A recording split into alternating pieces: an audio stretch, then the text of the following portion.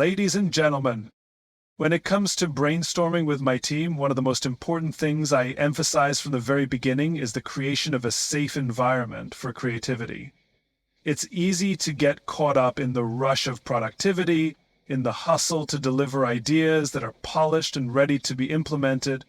But the truth is, if we're not fostering an environment where people feel truly safe to open up, we're not going to unlock the full potential of our team.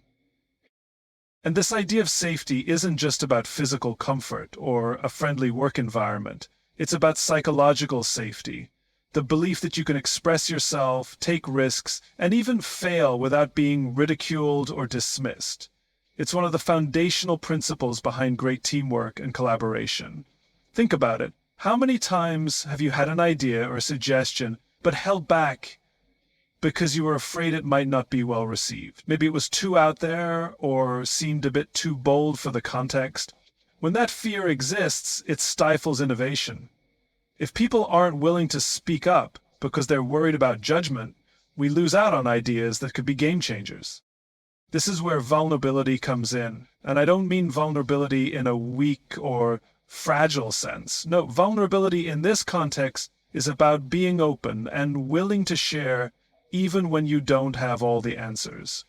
It's about creating an atmosphere where your team feels comfortable doing the same. We all know that brainstorming works best when ideas flow freely and without constraint. But that flow only happens if people feel safe to be vulnerable, safe to put something out there that might not be fully formed, something that could easily be dismissed, if not treated with respect. I've seen this firsthand in my own team. When we first began working together, I noticed that there were a lot of great minds in the room, but there was hesitation. Some team members were quiet, others were reserved, and there was always a sense of uncertainty. What was missing wasn't talent. What we needed was trust. Trust that we could all be candid and unfiltered without worrying about how we'd be perceived. We needed to lean into the discomfort of being vulnerable, to not just present ideas that were safe or sensible, but to explore ideas that were messy and imperfect. So, I started taking steps to make sure everyone felt comfortable enough to speak up. I made it clear that the only rule in our brainstorming sessions was that no idea would be judged or ridiculed. I encouraged everyone to be bold, to share what was on their minds, even if they thought it was unconventional or out there. At first, it felt awkward. It took time for people to really open up, but eventually something shifted. The more they saw that their ideas weren't dismissed or criticized, the more willing they became to share. And once they felt heard, something incredible started to happen. The ideas got bigger, bolder, and more creative. Here's the thing. When we talk about safety in brainstorming, it's not just about allowing space for ideas, but about making sure that every single person in the room knows that their contributions are valuable. It's about reinforcing that everyone's perspective matters. When I see someone hesitating, unsure if their idea is worth sharing, I remind them that every great idea, no matter how small it may seem at first, has the potential to spark something much bigger. It could be the starting point of a conversation that leads to a breakthrough. The key is to let those ideas breathe. Another important aspect of this safe environment is the tone we set in our sessions. I always try to create an atmosphere of openness and warmth. There's no space for negativity, no room for sarcasm or dismissive comments. Instead, I emphasize positivity, encouragement, and respect. This doesn't mean we avoid challenging ideas or constructive feedback. Far from it, but it's about delivering that feedback in a way that respects the person's input and helps to build on the idea rather than tear it down. When people are genuinely heard and respected, it unlocks a level of creativity that's truly remarkable. I've noticed that when the environment feels safe, people start to think in ways they wouldn't have if they were trying to play it safe. They take risks, offer unconventional solutions, and push the boundaries of what's possible. The more comfortable your team feels to be vulnerable and open with one another, the more you'll see them contribute in ways that surprise and inspire you. And this goes beyond just the brainstorming session itself.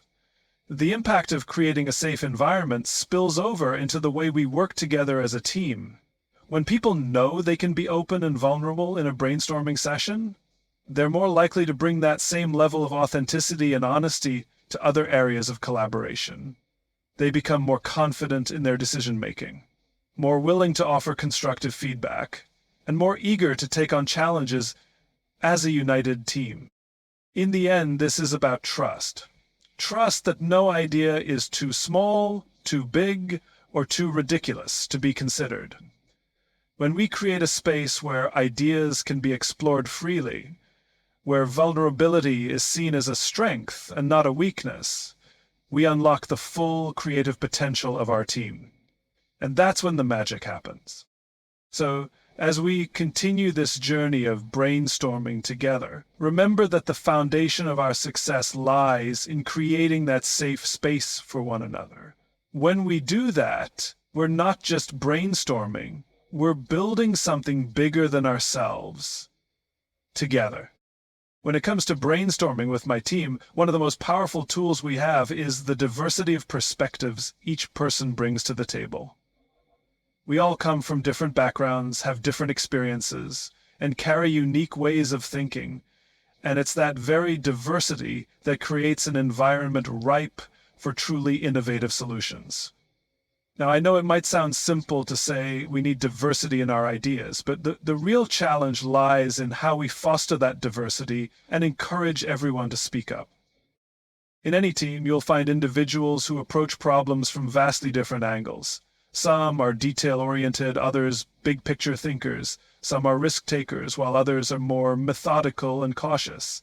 This diversity isn't something to be afraid of or shy away from. It's the heartbeat of great brainstorming. It's the spark that ignites the best ideas. But here's the catch. You have to actively encourage it. If you don't create an environment where everyone feels empowered to share their perspective, no matter how different or unconventional, you'll miss out on the richness of thought that could drive your team forward. I've always made it a point to invite everyone into the conversation, even if it feels a little uncomfortable at first. You see, when people with different ways of thinking come together, it can create some tension. It's natural for people to want to stick with what's familiar, to gravitate toward ideas that feel safe. But when you create a space where all those different voices are heard and valued, something truly magical happens. What starts as a room full of competing perspectives transforms into a collaborative powerhouse, each idea building off the other, each individual contributing their unique insight to create something greater than any one of us could have come up with on our own. And here's why that's so important. The best solutions often come from the places we least expect. I can't tell you how many times I've been in a brainstorming session and a quieter voice, someone who hasn't said much up until that point, drops an idea that completely changes the direction of the conversation. It's in those moments that you realize how critical it is to create an atmosphere where everyone feels heard and encouraged to share. Sometimes the most unexpected contributions lead to the breakthrough moments that we otherwise would have missed. That's why I actively make space for everyone to contribute, even when their perspective might seem offbeat or not in line with the current flow of conversation. I've found that by allowing everyone to weigh in, you invite creativity in its truest form. There's a richness in diversity, whether that's in background, thought processes, or even just personality, that leads to a wide array of ideas. And the more varied the ideas, the more opportunities there are for us to discover new angles and new solutions we never would have considered otherwise. But encouraging diverse perspectives goes beyond just getting input from everyone. It's about valuing those different perspectives. It's about making it clear that no idea is too small, too different, or too unconventional to be worthy of consideration. We've all had those moments where we hesitated to share an idea, because it didn't fit neatly into the conversation, or we thought it might be too out there. I've been there myself. But the key to encouraging diverse perspectives is to create a culture where those ideas are celebrated, not dismissed.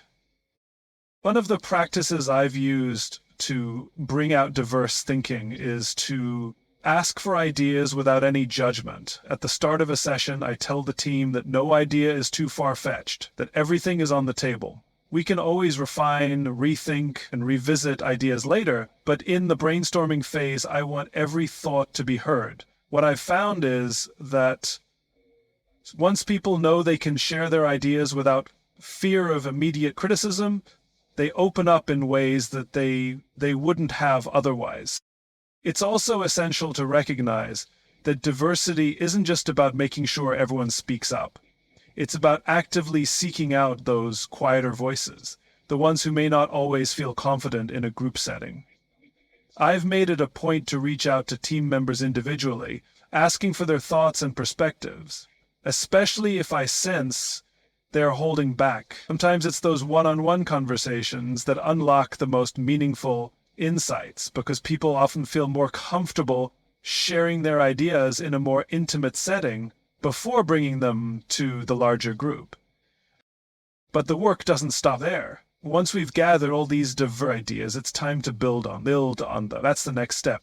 Combining perspective to create something even bigger. The beauty of a diverse team isn't just in the range of ideas we generate individually. It's in how we can take those different ideas, challenge them, refine them, and ultimately, the more diverse the input, the more we can push boundaries and arrive at a solution that no one could have come up with on their own. One of the most powerful outcomes of embracing diversity in brainstorming is that it drives innovation. The more diverse the team, the more likely we are to come up with creative, unconventional solutions. When you pull from a range of perspectives, you start seeing patterns that might have otherwise gone unnoticed. You start thinking in ways you wouldn't have if you were only hearing from people who think like you, look like you, or have had the same experiences as you. Diversity pushes you out of your comfort zone and challenges your assumptions. It forces you to consider ideas you might have never thought of, and ultimately helps you grow as a team. So I make it a point to celebrate and actively seek out diverse perspectives in every brainstorming session. It's not just about filling the room with voices. It's about filling it with a variety of thoughts, ideas, and experiences that drive creativity and innovation. When we embrace that diversity, we tap into a well of untapped potential, and that's when the real magic happens. Ultimately, when we build a team that values diverse perspectives, we create an environment where ideas flow freely, where the best solutions emerge, and where everyone feels truly heard and valued. And that, in my opinion, is the key to any successful brainstorming session. When I think about what makes a brainstorming session truly effective, one of the first things that comes to mind is the importance of active listening. It's so easy to fall into the trap of thinking about what you're going to say next while someone else is talking. But if you're not genuinely listening to the ideas around you, you're missing out on something crucial. The most productive brainstorming sessions I've been a part of haven't been the ones where everyone was just waiting for their turn to speak. No, they've been the ones where people listened intently to each other, really took in what was being said, and responded with curiosity and openness.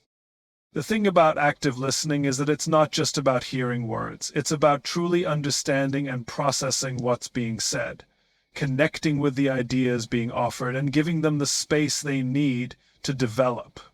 I've learned over the years that when you listen actively, you're not just absorbing information, you're engaging with it. You're reflecting on it, questioning it, and building on it. And when you can build intention into your leaderships or teams or projects, you're building on a dynamic, and that's when the real magic happens, when the group starts to coalesce around an idea that no one person could have come up with on their own. It's easy to think that brainstorming is all about getting your own ideas out there and making sure they're heard, but in reality, it's just as much about listening as it is about speaking. When I'm in a session with my team, I always make a point to remind everyone of the power of listening. And I don't just mean nodding and smiling while someone else talks. I want my team to be fully present, to pay attention to not only the words being spoken, but the thoughts behind those words, the feelings that accompany them, and the potential that lies within them. One of the most effective ways to listen actively is to avoid jumping to conclusions or making judgments before the person has finished speaking. I've noticed that when we get too caught up in thinking about how to respond, we can miss key elements of the conversation. We might hear the first part of an idea and immediately decide whether we like it or not, or even worse, start crafting a counterpoint before we've heard the full scope of what's being offered. But in order to truly understand an idea, we need to let it breathe. We need to let it unfold. We need to listen to the entire thought before we make any assessments. And when we do that, we open ourselves up to the richness of what's being shared. But listening doesn't stop at just hearing the words. It's about engaging with the speaker's perspective. It's about recognizing that everyone's viewpoint is valid and valuable. I've learned that when you actively listen, you don't just absorb the information. You start to empathize with the person behind the idea. You understand where they're coming from, what motivated them to think in that way, and what challenges they might be trying to solve. And when you understand where someone else is coming from, you're better equipped to collaborate with them, to refine their ideas, and to move the conversation forward in a productive way. Another powerful aspect of active listening is asking follow-up questions. It's one thing to listen to someone's idea, but it's another to show that you're truly engaged by asking questions that help them expand on their thoughts. In our brainstorming sessions, I encourage my team to ask each other questions that push the ideas further, to probe deeper into the concepts being shared. When you ask questions, not just surface-level ones, but thoughtful, probing questions, it signals that you're invested in the idea and that you're interested in exploring it further. And the more we dig into an idea, the more likely we are to uncover something extraordinary. I've found that when we practice active listening, it also helps create a culture of respect and trust. When you listen intently, you're showing the other person that you value their input. It's easy for someone to feel overlooked or ignored in a group setting, especially if they're not as vocal or confident as others. But when everyone listens actively, when everyone engages with each other's ideas, it fosters an environment where everyone feels valued. And that's essential for the success of any team. When people feel that their contributions matter, they're more likely to share openly and confidently. Listening also plays a crucial role in building on each other's ideas. One of the most powerful tools we have in brainstorming is the ability to take someone else's thought and build upon it. But in order to do that, you need to truly understand the idea before you can add something meaningful to it. Active listening creates the foundation for this kind of collaboration. It allows us to take the conversation in unexpected directions, to connect dots that might not have seemed connected before, and to expand on each other's contributions in ways that move us closer to the best solution. Of course, there will always be moments in any brainstorming session where people disagree, where ideas don't immediately gel, or where we're not sure where the conversation is headed. But even in those moments, active listening is key. When we listen actively, we don't just hear the disagreements. We listen for the underlying concerns, the motivations, and the perspectives driving those differing opinions. And more often than not, those differences of opinion can lead us to better solutions. Disagreement, when approached with curiosity and respect, can spark innovation. Ultimately, active listening is about being present, It's about being fully engaged in the conversation, not just waiting for your turn to speak. It's about valuing the input of others and using that input to build something greater than what any one of us could create alone. And in a brainstorming session, it's the key to unlocking the best ideas. Because when we listen actively, we not only hear the ideas, but connect with them in a way that drives creativity and collaboration. In the end, active listening is what transforms a group of individuals into a true team. It's the foundation of great collaboration, and it's the secret to turning good ideas into great ones.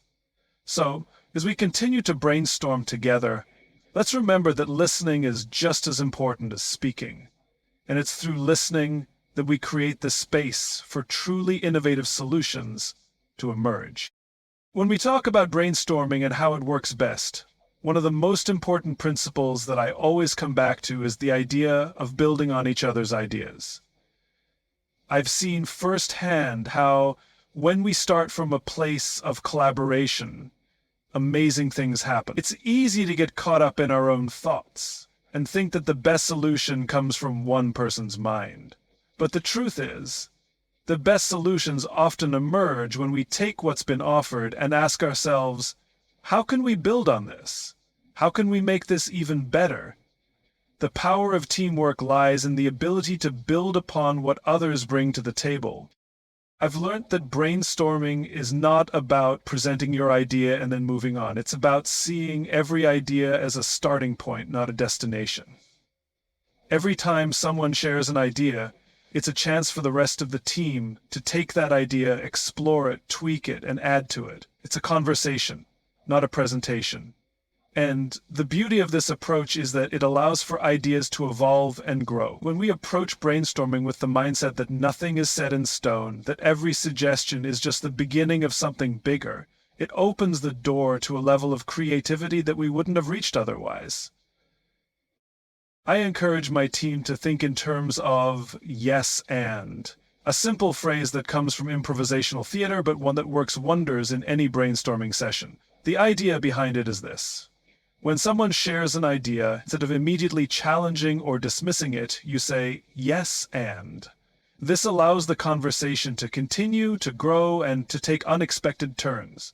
It's an approach that shifts the mindset from, this idea is right or wrong, to, this idea is just one piece of the puzzle, and how can I help build upon it? And it's an attitude of generosity and openness, where we see every contribution as a stepping stone to something greater. But it's not just about saying yes to everything without thinking. It's about listening closely to what's been offered and then finding a way to move it forward. I've always found that some of the most exciting ideas come when we dig deeper into what's been presented. For example, someone might propose a concept that feels a bit raw or unrefined at first, but when we listen with an open mind, we can find the golden nugget in there and say, what if we did this instead? Or how about we add this element? That's where the magic happens. It's in those moments of discovery. This process also requires trust.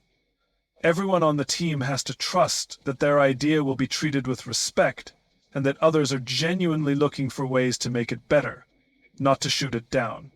This is where the safe environment we've talked about earlier really comes into play. When people know that their ideas will be embraced and expanded upon, they're more likely to contribute without hesitation. They're more willing to offer up the raw, unfinished thoughts that might just be the spark for the next big breakthrough. I've seen this play out time and again in my own experience.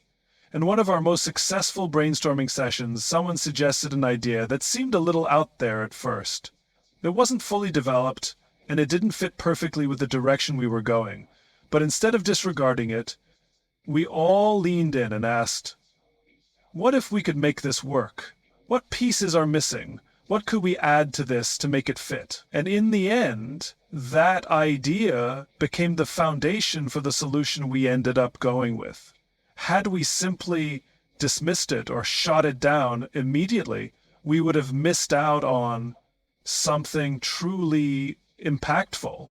This mindset also fosters a culture of continuous improvement. when everyone feels empowered to build on each other's ideas. It creates a cycle of innovation where no idea is ever truly finished. Even after the brainstorming session is over, the work continues. The ideas that were shared evolve, get refined, and transform into something even more powerful.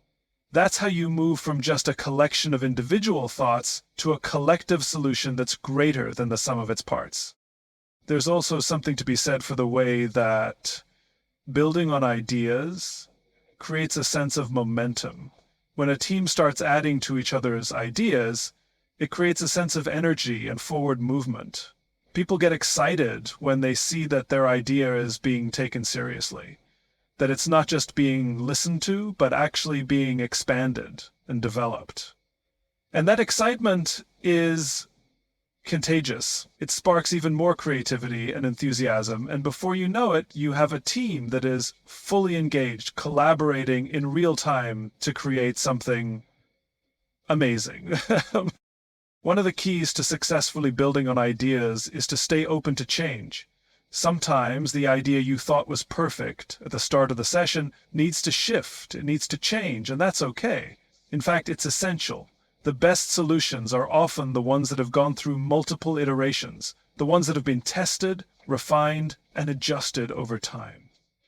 Building on an idea means being willing to let it evolve, even if that means stepping away from your original vision. And when we build on each other's ideas, we do more than just create better solutions. We strengthen the bond within the team. There's something deeply collaborative and unifying about the process of taking an idea and making it better together. It reinforces the notion that we're all in this together, that everyone's contribution matters, and that the best outcome comes from pooling our collective wisdom. This kind of collaboration goes beyond the brainstorming session. It's a mindset that carries through to how we work together day in and day out.